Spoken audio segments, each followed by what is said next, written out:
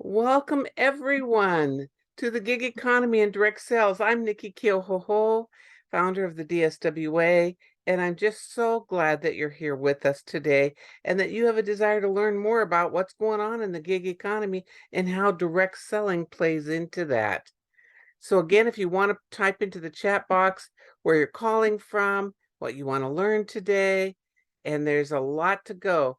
Deer Park, Wisconsin, we have New Zealand, Maryland, Canada's in the house. Thank you so much.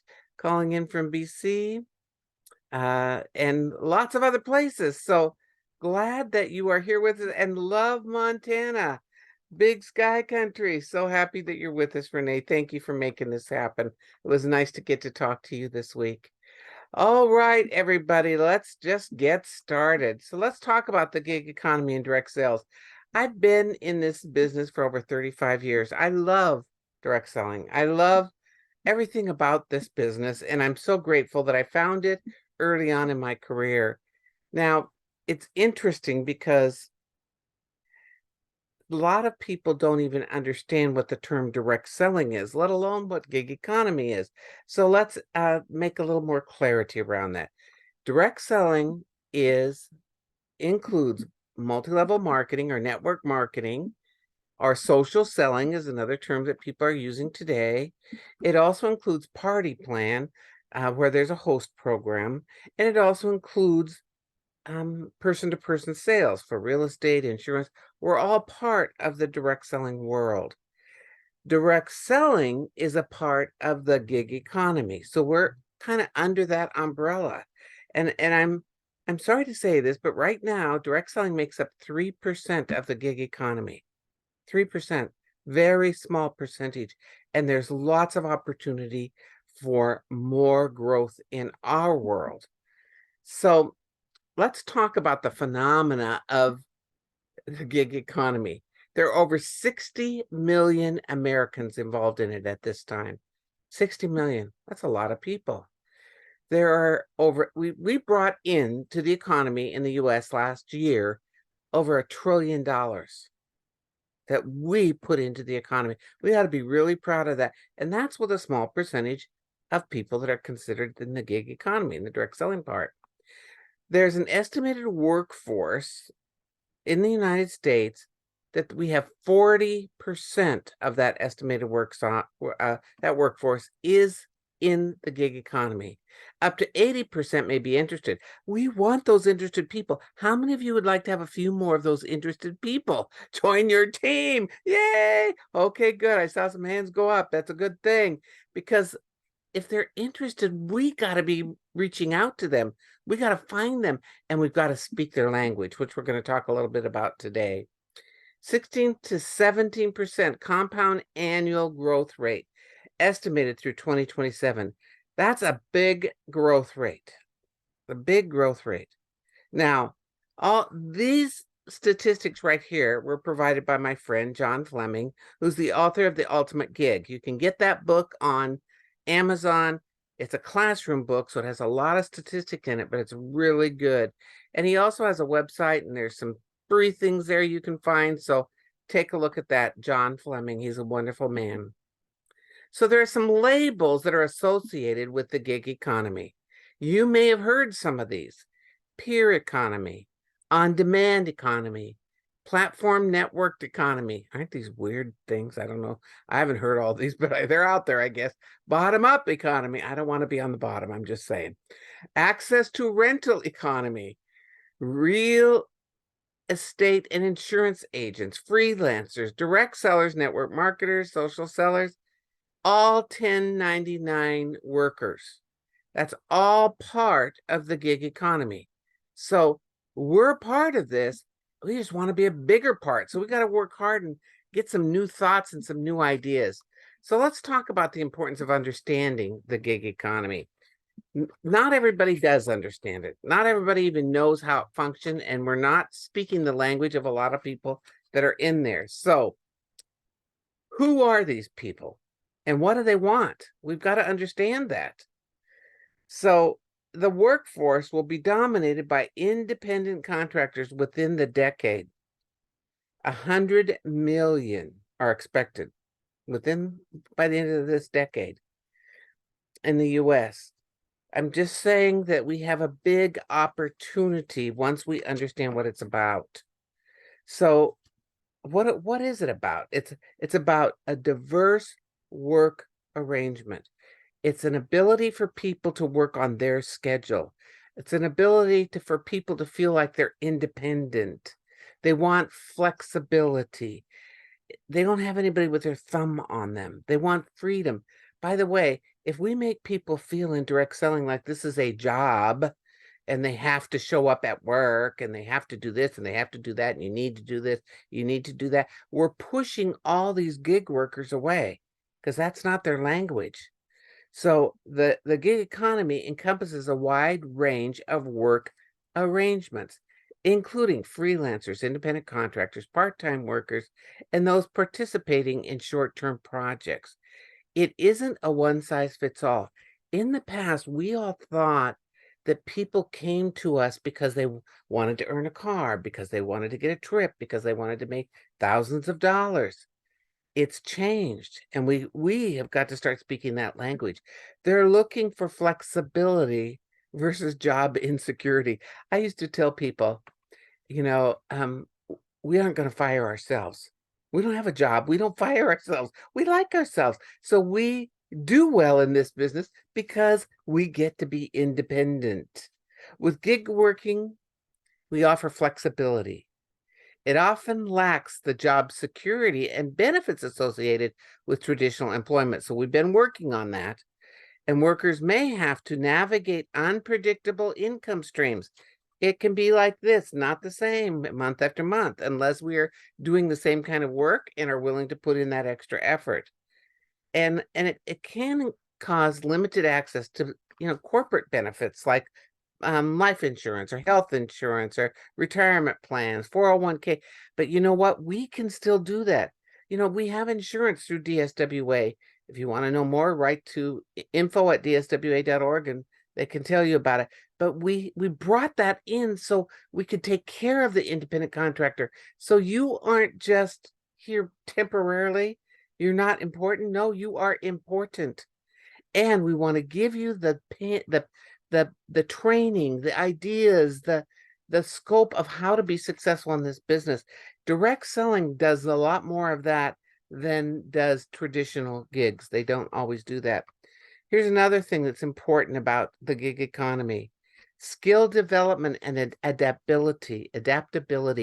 We must be adaptable. The companies must be adaptable. We've got to give people space and grace to see where they fit into our business. Gig workers often need to be adaptable and continually develop these skills to stay competitive. The emphasis on skill versatility can impact how individuals approach education and training. Learning new things. You become more valuable to your company. You become more valuable to our world. So continuous learning. Being here tonight, you showed up. You came. You wanted to learn something, so that was good. Entrepreneurial opportunities. The gig economy offers entrepreneurial opportunities. For some, gig work provides entrepreneurial opportunities, allowing individuals to start and manage their own business. And it said in my research, their own small business. It doesn't have to be small. It can be big. I know, though, that gig workers aren't looking to make $1 million. They're looking to have the lifestyle that they want. So that's part of it. So that's work-life integration plays into this. The gig economy has influenced how individuals integrate work into their lives. It's not work running their life. It's them integrating their work into their life so they can live the life they desire. So it's interesting because while we offer flexibility, we can blur the lines in this business, and people think that they're working all the time because they're thinking. They're thinking about work, so I'm working all the time. No, when you shut your office door, take time out for your family. Take time out for yourself. Do what you love about life. Enjoy your life. Life is too darn short. So make sure you have some personal time. things that you want to do. And how can you do that along with your direct selling business? Now, global economy has played a big factor in the whole gig economy. It is not confined by geographical boundaries. All of the technology that we have today brings people with us today from New Zealand, Australia. They're joining us because it's easy. It's easy. So everything that we can do to make this business easy for people is going to increase your business and increase the number of people that step into direct selling. So that's going to be a big factor for us here in the upcoming years. So let's talk about some key drivers for gig workers, because there are certain things that drive people to want to be in direct selling, or that they choose another gig. So these gig workers generally are people that want to make $300 to $500 a month, even $100 to $500 a month. They're not looking to have this be $1 million business. And the only way we're going to find out that one of their key drivers is if we ask more questions. We've got to ask everybody that's looking at our business, what brought you to meet with me today? What are you looking for in a home-based business? If you ask those kinds of questions, you're going to understand, is this a gig worker that's really looking at just doing something part-time or having 2 or 3 different gigs because they like the variety?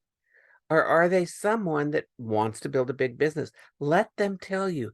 Don't try to sell them on the deal. This is a challenge that we're having right now. We're still trying to sell the lifestyle, and that may not be the lifestyle that these people want. They're maybe not looking for a car. They're maybe not looking for a trip around the world. They're maybe not looking for $1 million in the bank. You don't know until you ask. So we've got to find out what that is. Big things that gig workers want is freedom, flexibility.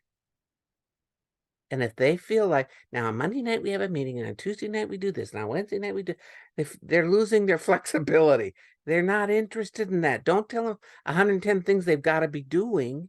We want to find out what it is that they want to do. Community is important to gig workers, and that's one place direct selling has a hands up. We're pretty good at building a sense of community, having people belong, having them feel that they can contribute. Many of these gig workers, they don't get that with their gig. I was in a room or in a hotel doing an event years ago, and it was the inaugural meeting for people that were going to go into Uber. And I was, like, pretty shocked. I think I was in Dallas or it was in Phoenix. It was one of those 2 cities. And I looked in the room and it said, "Wanna be an Uber driver?" I thought, "Well, what is that?" And I looked around the corner. It wasn't the most inviting room. They were mostly looked like truck drivers in flannel shirts, and everybody was smoking. I'm not supposed to smoke inside either. But I thought, "Huh, interesting. I wonder what this is." So I started following it and watching it. And then I had an event in Mexico City, and at that event, that I was gonna catch a taxi. I was gonna catch a taxi or an Uber to go to where the main event was, and the taxi drivers went on strike because Uber was coming into that area. All the taxi drivers were on strike. So what happened? Uber offered free lifts, free drives that day. So it didn't cost you anything, and you got to experience what it was. So it kind of backfired on them. So we don't want to do silly things like that.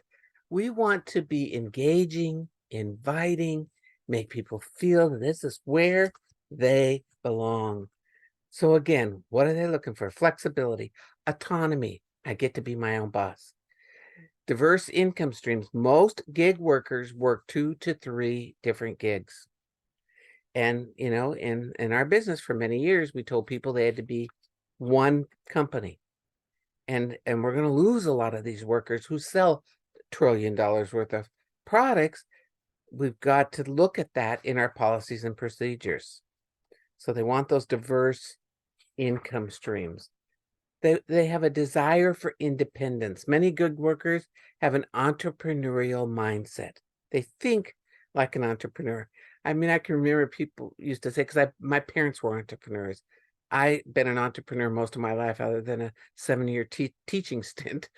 And I reported in and was on time and didn't leave early. And I really decided I loved being an entrepreneur after that. But anyway, it's so that independence, they like that there's freedom. They like um, challenges.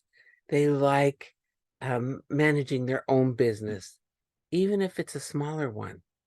They like that. We like that.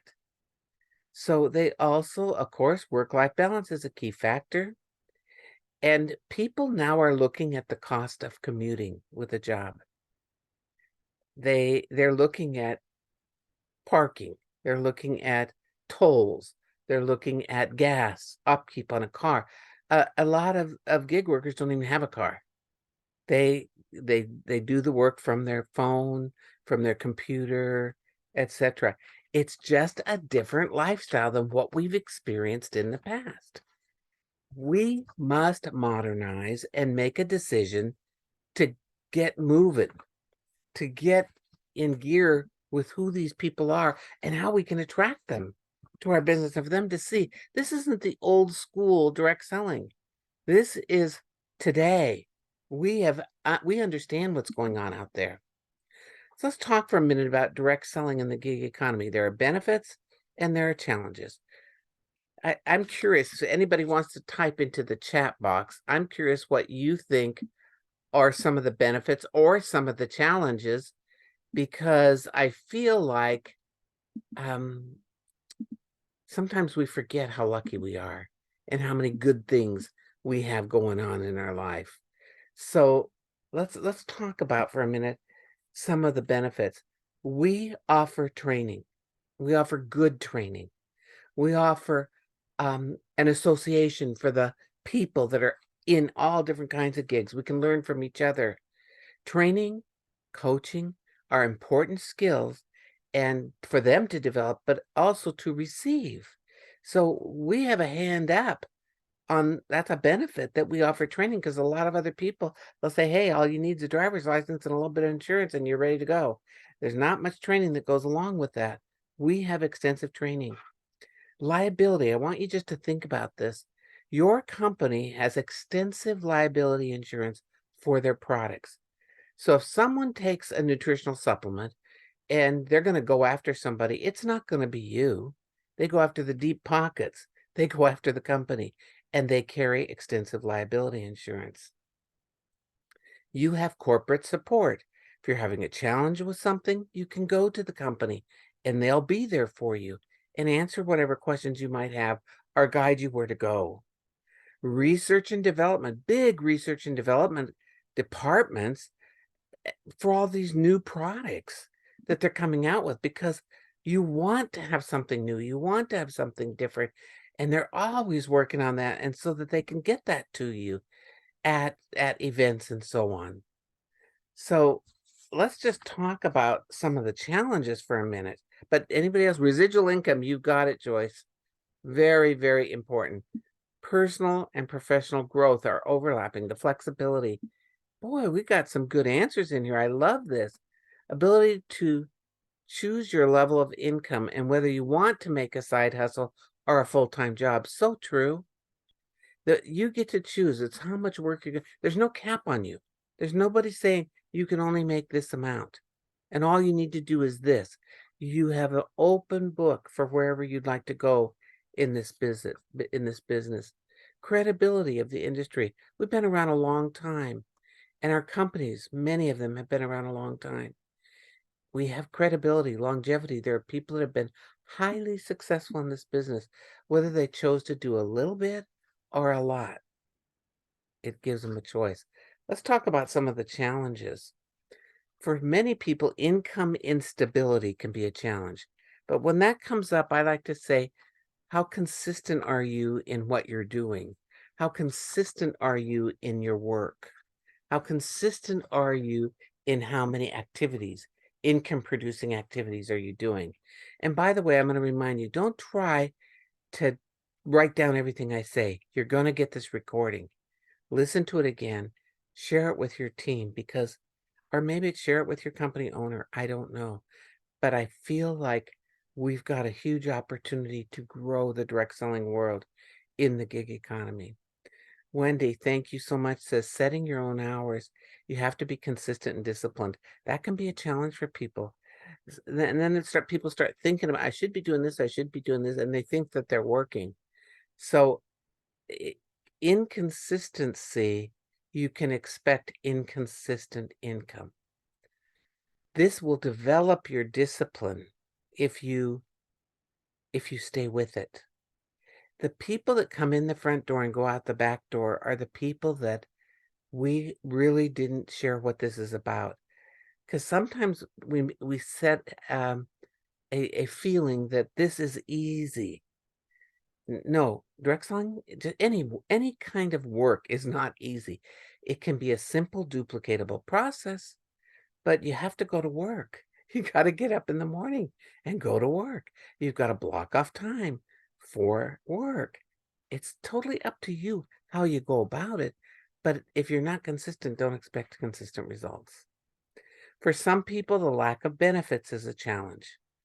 That gig workers typically lack traditional employment benefits such as health insurance, retirement plans, paid leave, potentially leading to a lack of financial security and well-being. Direct sellers, we have access to all those things. Don't bury your head in the sand. And I'm going to tell you one concern that I have, and I haven't taken this from any research, it's just mine. But I have a sense that what we put into Social Security from a traditional job is going to be getting smaller and smaller and smaller because more and more and more people are 1099 people. So we're going to have some changes in our government, at least in the United States. I don't know about other countries, but I'm going to say to all of you, we are in charge of our life. We must plan, put money away. I've got a woman I'm talking to about some strategies for 1099 people and how we can be smarter about our money. There are tax strategies. There's a lot of things that we can do, but again, it's up to us to do that. Thank you, Renee. Renee says, a challenge is not being in charge of the process and the bigger decision making that can affect us as individuals. I found it extremely difficult as my leadership style is to provide feedback when I see that a pivot is in practices is needed, especially in the never-ending changes that we are all experiencing in this area. So I'm gonna add a little point to that. If you choose to give feedback, make sure that you're giving it in a constructive way. Constructive criticism is not the same as compassionate feedback. If you choose to give compassionate feedback, you must ask permission first. If you don't ask permission and you just throw it out there, you may not get what you're looking for. So there's actually 10 steps in coaching to giving compassionate feedback. And I hope that you will learn those steps so that you get results from giving your feedback. You're right. We're not in charge of all the process. We're not in charge of the buying. We're not in charge of all the legal things. We're not in charge of people's egos. That can be a challenge, but we know what we can do. We know who we are. So be in charge of yourself and take control of what you can control. The things you can't control, we got to release sometimes. Say your piece. If you want to give feedback, give your feedback and then release it. Because if you hang on to that, you're going to have a lot of frustration, which is going to be very, very difficult for you. So for some people, the gig economy is an isolation and a lack of community. In direct selling, we create community. And you're not isolated. You have people around you. Even if you say, hey, I just am looking to make an extra $100 per month. I don't want any calls. They still could get a newsletter. They're still invited. They could participate if they chose to. They're not isolated. If they choose to be, that's their choice. And by the way, if they choose to be, don't try to push them into something that they really don't want to do. Let them willingly walk through the door because they've decided they want to be a part of this community. They see what it's about. They want to be part of something bigger than themselves. Include them in whatever that is. Regulatory uncertainty. I just want to talk about this as a challenge. The gig economy presents regulatory challenges, and there may be uncertainty about how to regulate and protect the rights of the gig workers effectively. Other countries are kind of figuring this out because it's becoming more and more prevalent. So my hope is that the direct selling community also figures it out and decides that what they're looking to do is be engaged, that we are going to make this a big part of the gig economy, that people have choices here, and we all get to be a part of that. So if anybody else has either a benefit or a challenge, if you would please put it into the box. Otherwise, I'm gonna move on because I feel like I got a lot to cover yet. Okay, here we go. What you and your company can do to attract more gig workers. This is an interesting new thought because generally people are looking for leaders. That's what they think. Companies think we just need more leaders. People are going to build a big business and who are going to lead other people. But there are lots and lots of people that don't want to lead. They just want to sell the product. So selling the product, we've got to simplify our process as we bring people in to the direct selling world. We must make it simple with ease so that they feel that this is not a big barrier to entry. We keep it simple. And also having a way to get started with these, whether that is a product kit. I just talked with somebody today and they have a $69 get started into the business and they get $150 worth of jewelry or product. So it that would be a simple decision for someone to say yes. I'm going to go back for 1 second because I have another little question. My challenge is the regulations on working with a company like Project Broadcast. So reaching my team, our customers, has been made more difficult. What would be a way to do this on a practical level? So they have put regulations on what you can say. That's a tough one. Of course, they don't want you to make claims. They don't want you to, you know, talk about how much money you can make, and I make this amount and that amount, or this product will cure cancer. They're protecting you long term. I don't know that anybody's saying you can't use an SMS or an ability to connect with people that way. You just need to be smart about what you're saying and what you're doing. Also, we need to have them sign something to use the platforms. Again, they're trying to protect you, protect the company, but I don't know what all they're having you sign. So I'd love to talk to you about that and learn more because I really want to support the companies too to do well in this. And we've got a lot of opportunity right now. So simplify that process. Market to the gig workers. Make sure they know they have a home here, that they can be an influencer, they can be an affiliate. All they want to do is sell product. You can sell product here and make a good living or make enough of what you want to make. So give people options, how they want to fit into the community.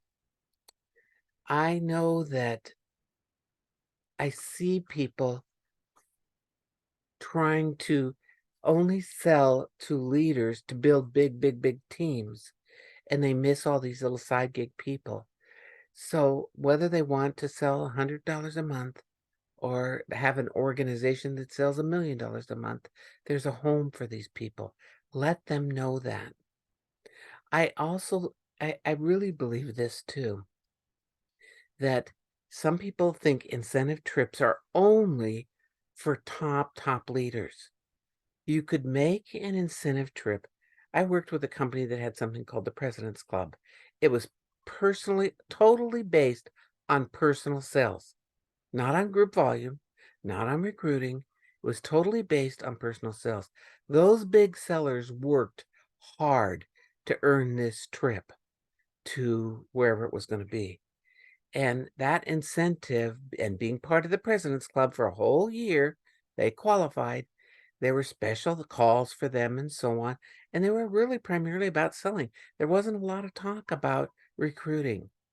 And even at the conference when I went, I had two different areas, and anybody that was really building a big business that was sponsoring and building through multi-levels, they had something I did for them. Then the people that were on the presidential club, it was only about how to build rapport with your customer, how to gain their trust. It was all about customer acquisition, how to use social media for acquiring customers, and then how to retain those people. But having a trip just for people that are like that, they're going to increase their personal sales. And instead of having 3 gigs, they may just have yours. Now, if your company doesn't have that, you can do your own as a leader.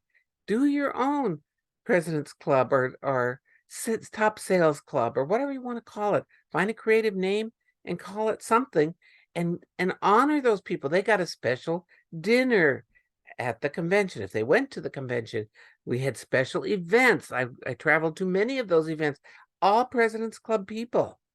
And they just loved learning about new products and how to sell this product, how to romance the product, and so on.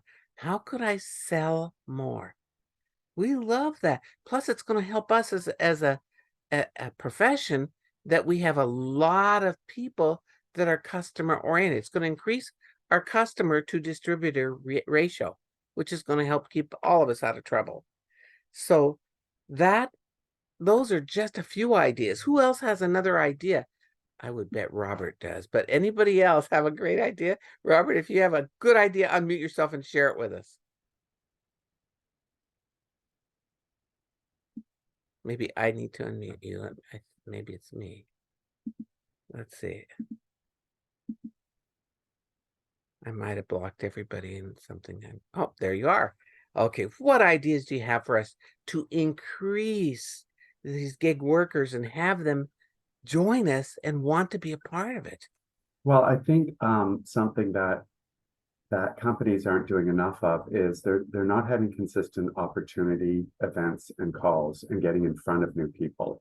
And maybe you need to incentivize your team to get something special if they can get 1 or 2 people to these consistently held opportunity Zoom calls, because people need to know about you before they can actually be part of you. So I think that's one way of attracting more gig workers, is just to be there, and to invite them enthusiastically without pressure, and to let them know that I just need a few minutes of your time, because I think this is something that you would be really good at, and I would love to help you get going. I think help is the key word there.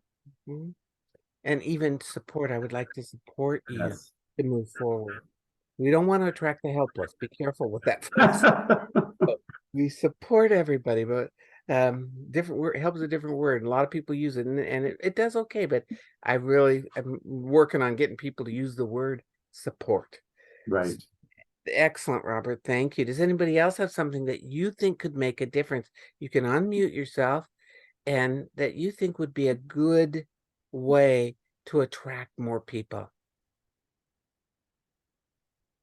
Because I'm open for a lot of good ideas. I just know simplification is something we've never been really good at, and I want us to get better at. Simplify the process. So what are you willing to do to attract and retain more good gig workers? It's what are you going to do as an individual? How can you support these people to let them know what's possible? One of the things that we teach in our class on how to recruit and a process for recruiting or sponsoring people is, that it's not just big people we're looking for. Whether they're looking to make an extra $100 a month or to replace their existing income, there's a place for you here. Because if they feel like they can belong, they feel better about everything. Karen, did you have something you wanted to share Or you just momentarily unmuted yourself and I missed it? That's okay. If not, that's okay.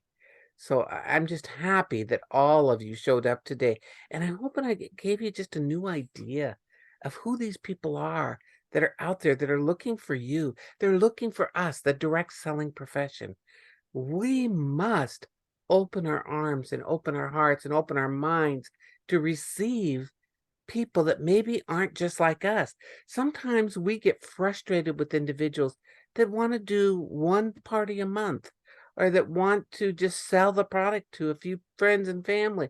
We get frustrated with them because don't you see the big picture? You could be making all this. You could be like me. You could be winning this trip to blah blah blah. You could earn a car, and we make them feel like I don't belong.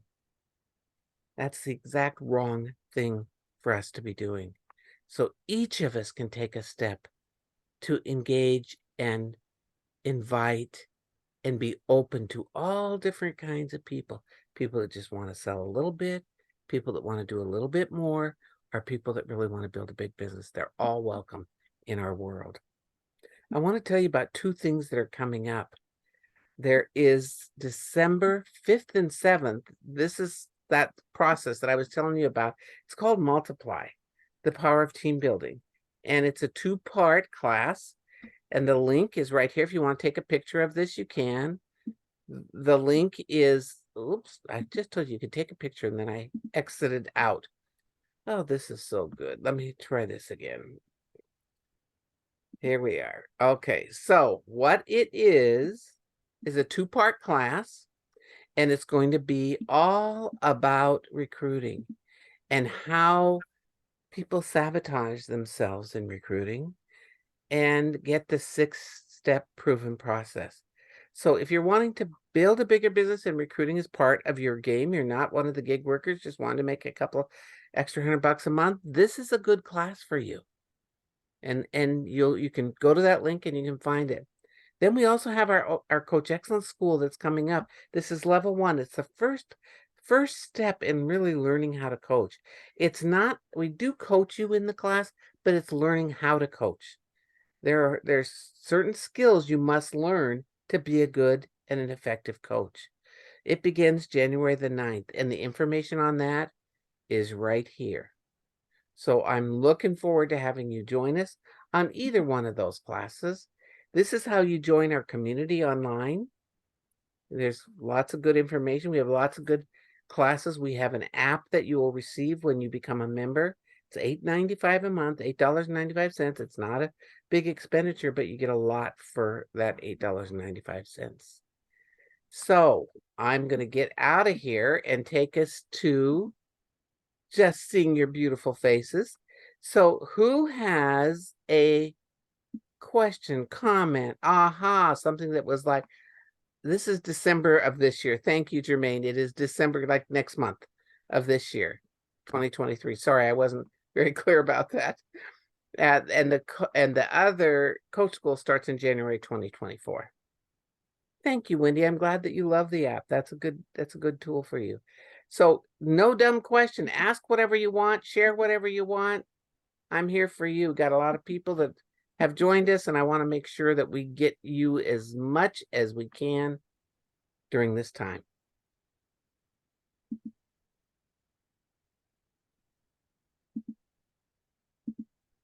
Okay, what do we got?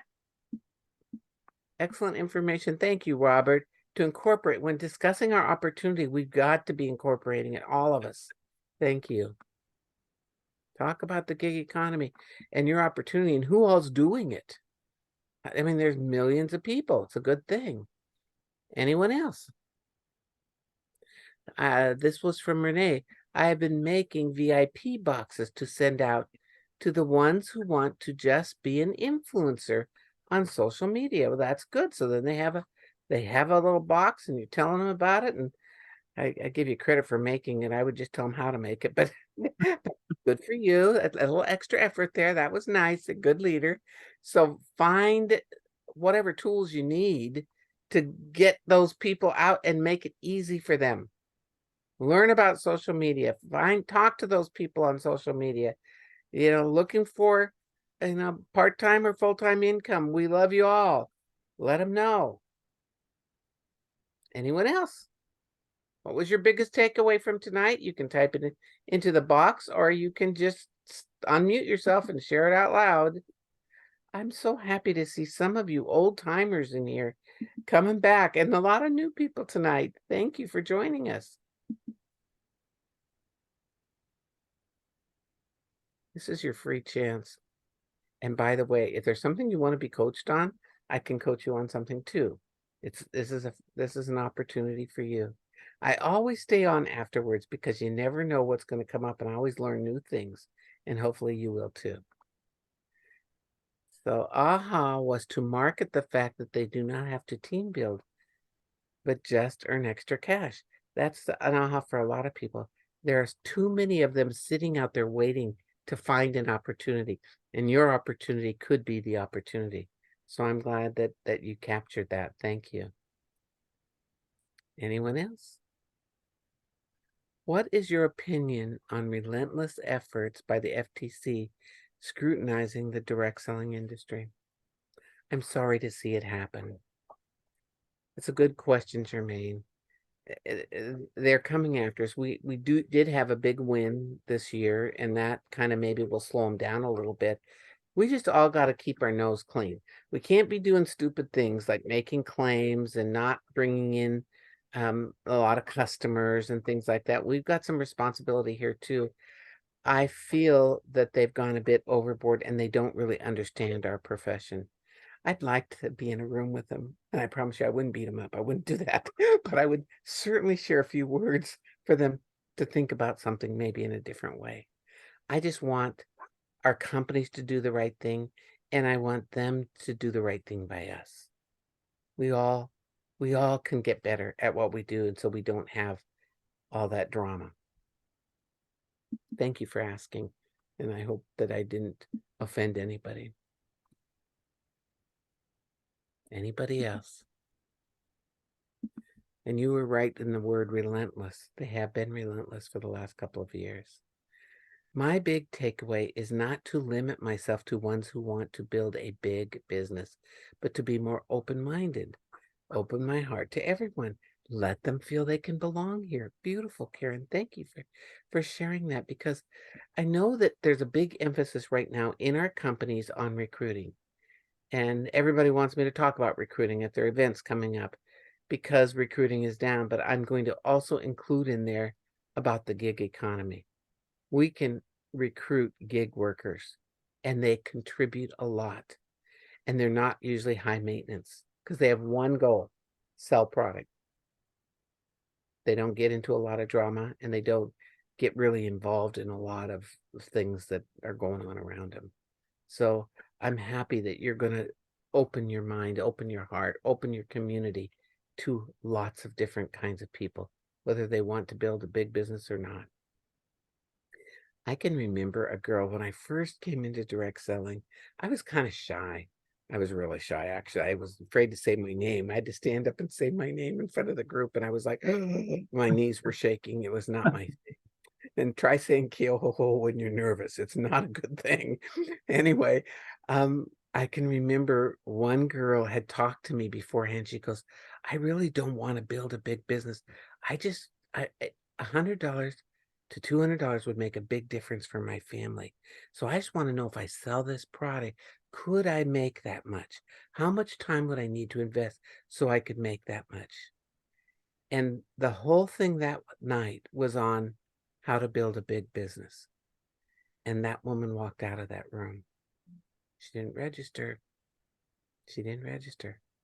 And she didn't even ask a question because she thought, this isn't my community. This isn't my tribe. So you got to speak the language of all these people. As a leader, I feel the pressure of recruiting. A lot of people do. The landscape of direct sales has changed a lot. So the huge team build idea is old history. I would rather have a few teammates, less drama, with large customer base versus a lot of teammates with small amounts of customers. That's what the FTC wants too. They want to see us with a lot of customers. Now, you can have both. You can have people that want to build a big business, and those that just want to make a little extra side money. And they can all get along and all be happy. You can have one Zoom a week for those side gig people that is about selling. Or this is, and it's just call it, this is our sales strategy, our sales, making sales fun call. And so your big builders could come there also. But then you have business builder or team building call that is geared to those other folks. So you engage more people. Thank you for that comment, Renee. I understand where you're coming from. Anybody else? Excellent session. Thank you so much, Jermaine. Thank you for sharing and all you do for the industry. Well, thank you. And I'm glad you're part of what the DSWA is all about. You're an enlightened man, which is a good thing. By the way, when I started DSWA 22 years ago, 42% of all direct sellers was women. 42%. And I had this woman come up to me at an event and she said, I want you to look at this ring. She said, would you wear that ring? And it was a big old ring. And I said, well, it's kind of big. And I have long fingers. I have big hands. I said, it's kind of big. She said, well, that's because it's a man's ring. I was the first woman to ever reach this rank at my company, and they gave me a man's ring. They wouldn't even find a woman's ring for me. So we were 42% women. So I was on a mission to increase the number of women that came into direct selling. Today we're 76%, 77%. Some people say 78%. It's a lot higher. And women want to belong. So the men that are on this call know that if you address these people as with their language, with what's important to them, it will make a big difference. I just had a conversation today with a company, and they're almost all women in the business. But I said, you have a really big cause. You have a big cause behind your company. What you do matters. And very few people know what that cause is. Your customers don't know what that cause is. So if you have a cause of, let's say for anybody here, breast cancer awareness, let people know that your company stands behind breast cancer awareness. Maybe if I sell this product today, $1 is going to go directly to our foundation. People, women in particular, like to belong when there's a cause behind it.